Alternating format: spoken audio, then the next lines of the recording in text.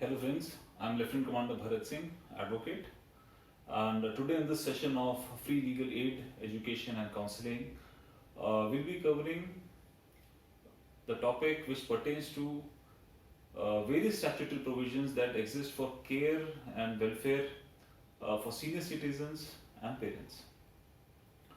दोस्तों, हमारे समाज का एक बहुत बड़ा हिस्सा है senior citizens. They are also one of the most vulnerable section.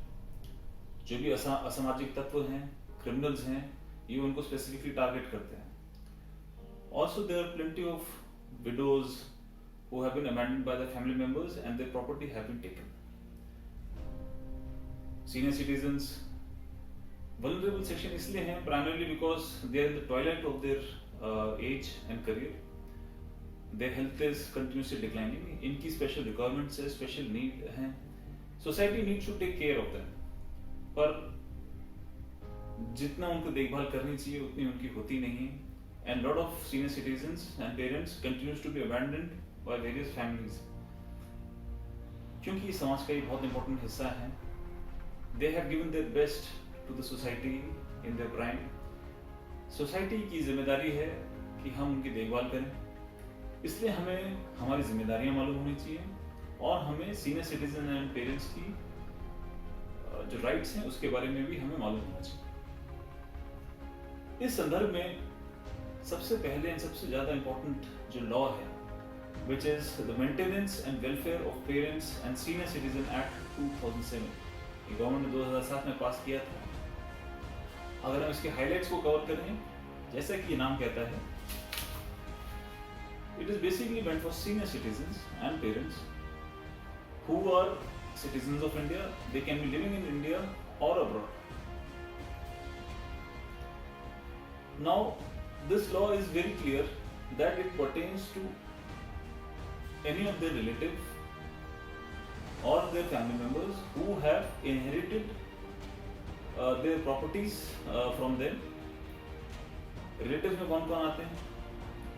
Relatives में आते हैं आपके son, daughter, grandson, granddaughter, और वो हर कोई रिलेटिव जिसने उस सीनियर सिटीजन की प्रॉपर्टी इनहेरिट करी. इसमें वो लोग भी हैं जिसको सीनियर सिटीजन ने वो प्रॉपर्टी देखभाल के लिए गिफ्ट करी है या काम करने की कोई बिजनेस गिफ्ट किया है, कोई लैंड गिफ्ट की है रेंट कलेक्ट करने के लिए, so that in return they take care of them. All those people are also included in this.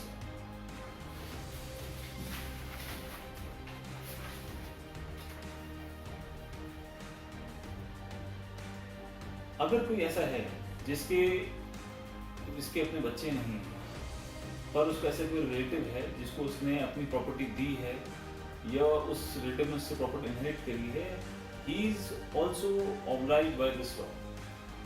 Whereas every parent can have a claim against his son, daughter, grandson and granddaughter, but a childless person who gives his property to somebody in return of a promise for being taken care of, he also binds that person in this law. इस law में जो maximum maintenance जो बनती है वो लगभग 10,000 की है. एंड हर उस रिलेटिव को और उस बच्चे की जिम्मेदारी है कि वो उस बुजुर्ग की को इतने मेंटेनेंस दे कि वो नॉर्मल लाइफ जी सके. नॉर्मल मेंटेनेंस से हमारा क्या मतलब होता है? खाना पीना, गुजर शेल्टर उसे मिले, अपनी हेल्थ की देखभाल कर सके, क्लोथिंग पहन सके, सो बेसिक नेसेसिटीज अपनी मीट कर सके, मेडिकल अपने रिक्वायरमेंट्स मीट कर सके. एंड मैक्सिमम मेंटेनेंस जो कोर्ट इसमें ग्रांट कर सकती है वो है 10,000.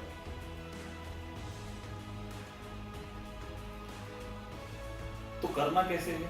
अगर हम if you encounter any senior citizen abandoned in our society or in our neighborhood, what can we do?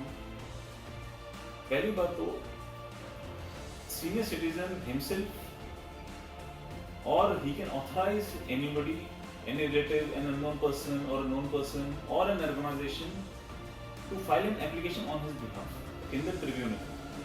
Now tribunal अगर देखती है कि भाई समाज में पर्टिकुलर कोई सीनियर सिटीजन है जो abandoned है, neglected है, the tribunal itself has powers to take cognizance of this issue suo motu, यानी कि अपने आप भी वो उसके खिलाफ उसके फेवर में एक्शन ले सकती है senior citizen.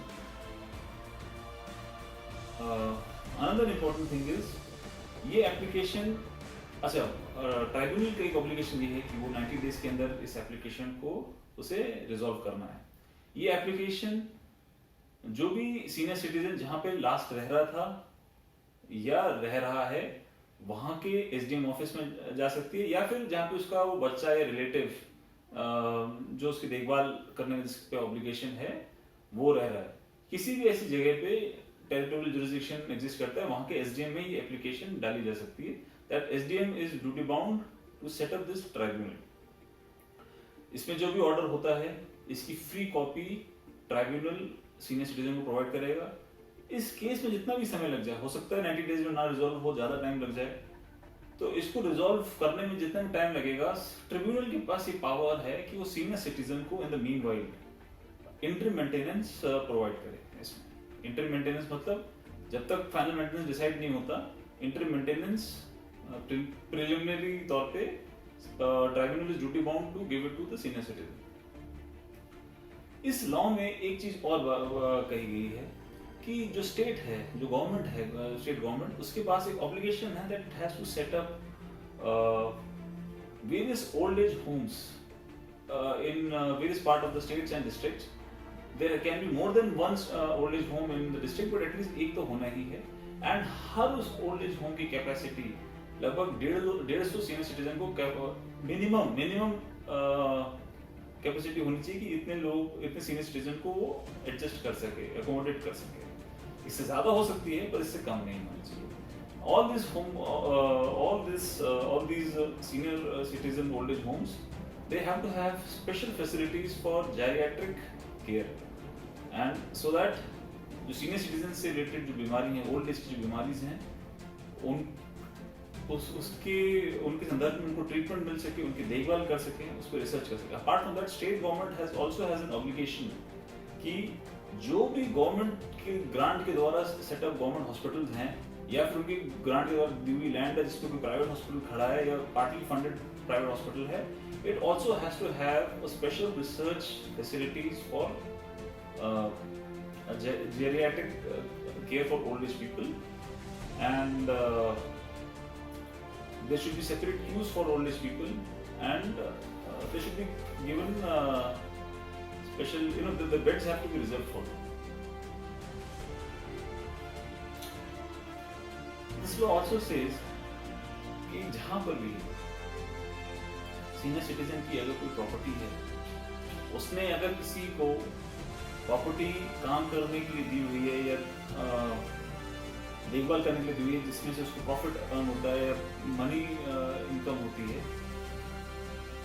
In return of a promise कि you will take care of me, old age person, and ऐसा नहीं होता है। वो बंदा प्रॉपर्टी उनकी ले लेता है एंड रिटर्न में सीनियर सिटीजन की देखभाल भी नहीं करता है। The tribunal has power to declare that transfer of property as null and void, and it will assume that such property has been transferred under fraud, coercion, and it will pass an order for return of that property to the senior citizen back. Anybody who leaves and abandons a senior citizen, जिसकी custody में वो था, he can be punished by 3 months imprisonment or a fine of ₹5,000.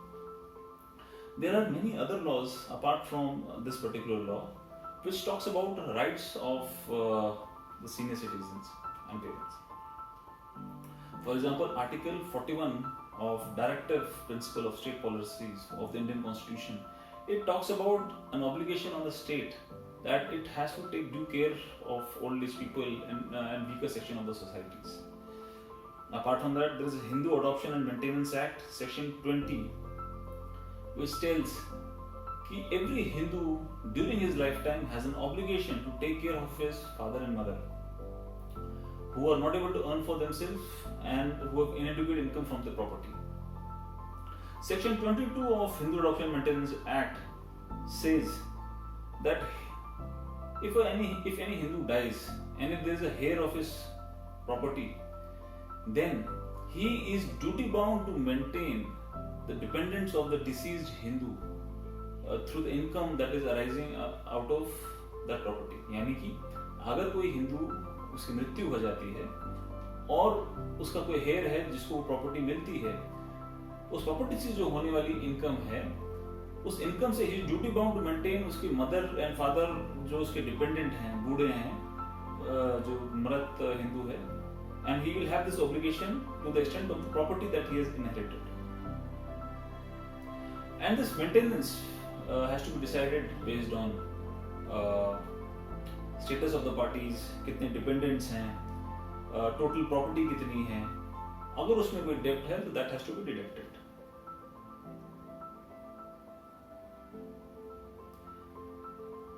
अगर ऐसा हिंदू जिसको property अपने भाई अपने रिलेटिव से उसके मरने के बाद मिली हो एंड उसके डिपेंडेंट माता पिता हो, तब ऐसे केस में ये हिंदू ये प्रॉपर्टी बेच नहीं सकता जब तक वो नोटिस इसका ना दे जिसको बेच रहा है कि ये दो लोग डिपेंडेंट हैं इसमें. एंड उसके बावजूद भी जो आदमी खरीद रहा है वो प्रॉपर्टी, डिपेंडेंट लोगों को वो उस प्रॉपर्टी में से मेंटेन करता रहेगा. So the transfer has to intimate the transferee that there is a charge on the property, and the transferee will continue to meet the obligation of the charge after the transfer also.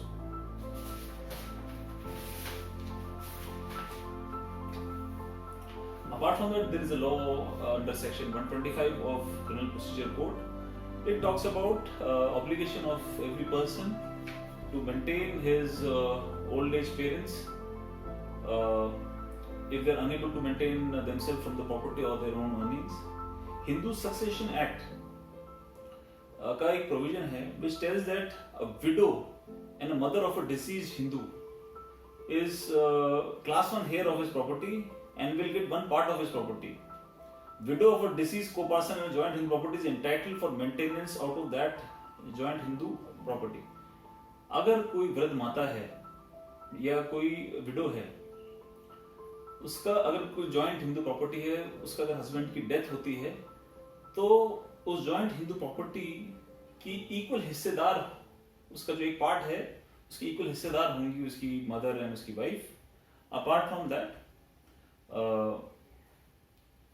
उस property में से जो भी maintain, उस property जिसको भी inherit हो रही है joint Hindu property, they are supposed to they are duty bound to maintain the mother and the wife or the widow of the deceased Hindu.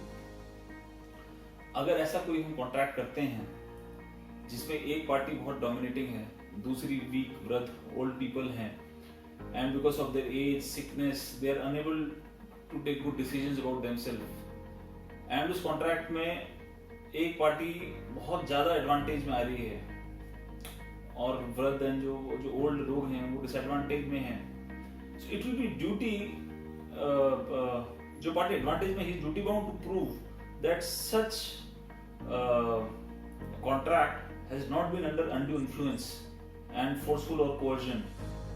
अगर वो ऐसा प्रूव नहीं कर पाता है और कॉन्ट्रैक्ट देखने में बहुत बायस्ड और अनफैथमेबल लगता है, so that contract is voidable. Apart from that, government of India through Ministry of Social Justice and Empowerment has various national policy for senior citizen. Last one was in 2011 and then previously there was in 1999 also. उसके अंदर there are various schemes which pertains to old age pension schemes, tax exemption, public distribution scheme, subsidies in health and geriatric care and mental health services, land grants, housing schemes, various benefits, and quick disposal of transfer and mutation of property taxes also. Assistance for construction of old age homes, daycare centers, etc. And various other welfare schemes. Now I hope in this small video of legal aid, education and counseling, I have been able to cover one of the basic topic which is relevant for us in day-to-day life, which pertains to senior citizens who are one of the most vulnerable section of the society. दोस्तों, इस message को, इस information को जाने और ज़्यादा से ज़्यादा स्प्रेड करें, क्योंकि इंफॉर्मेशन और नॉलेज का रेलेवेंस तभी है जब हम इसको अब्जॉर्व कर सकें और उसको सही जगह यूज कर सकें. So kindly please share this message and share this information. I hope it will come to your good use, and please provide assistance to any needy senior citizens who is in your family or in your neighborhood. Thank you very much. Jai Hind. We'll meet again.